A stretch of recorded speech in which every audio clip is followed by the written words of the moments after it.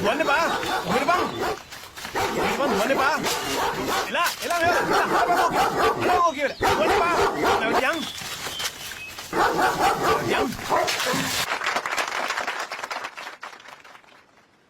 වත්තේ මහත්තුරු හිතන් ඉන්නේ සර් මේ මම හොරකම් කරනවායි කියලා. ඒකයි මම මේ බඩුත් එක්ක අතරම හුවෙච්ච වෙලාවේ පොලිසියට එක්කන් ආවේ. මේ රටේ ඕනාවටත් වඩා හොරු ඉන්නවා. ඒත් පොලිසියට එන්නේ අතටම අහුවෙන හොරු විතරයිනේ. මෙන්න මේ ළමයා මේ ඉස්කෝලේ යන වයසේ ඉන්න ළමයෙක් නේ අයිසේ. ඔන්න ඔය අවවාදයක් කරලා අතහැරලා දාමු. කමක් නෑ සර්. හැබැයි මට මැනේජර් මහත්තයාගෙන් නම් අහන්න වෙනවා.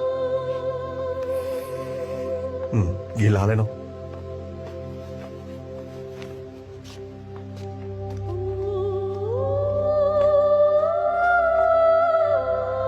ඔබ බිමින් තියන්න.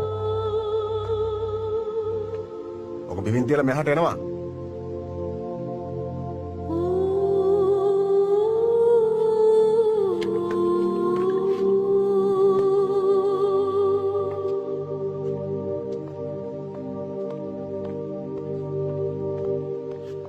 ඇයි ඔය ළමයා මේ වගේ හොරකමක් කළේ?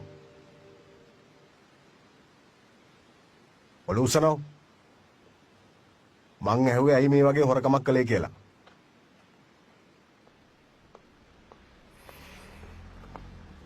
තාත්තා මොකද කරන්නේ? උත්තර දෙනවා. තාත්තා නැස. ඇයි ඒ? මැරිලා.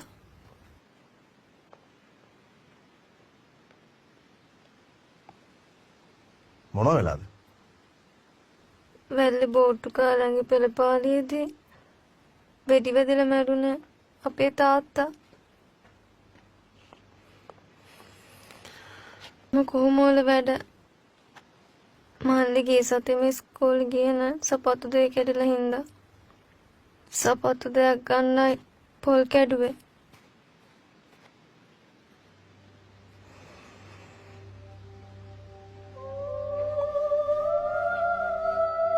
මොන ප්‍රශ්න තිබුණත් හොරකම් කරන එක වැරදි වැඩක් කියලා ළමයා දන්නවද?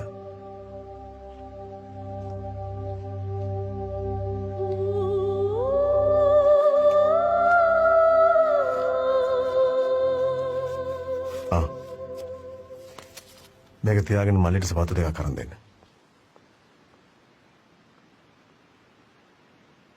මට මේක කරන්න අමාරුයි. සමන්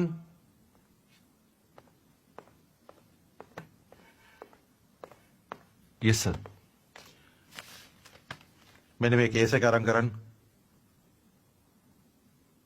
සමන් මේක අරගෙන කරන්න ගන්න.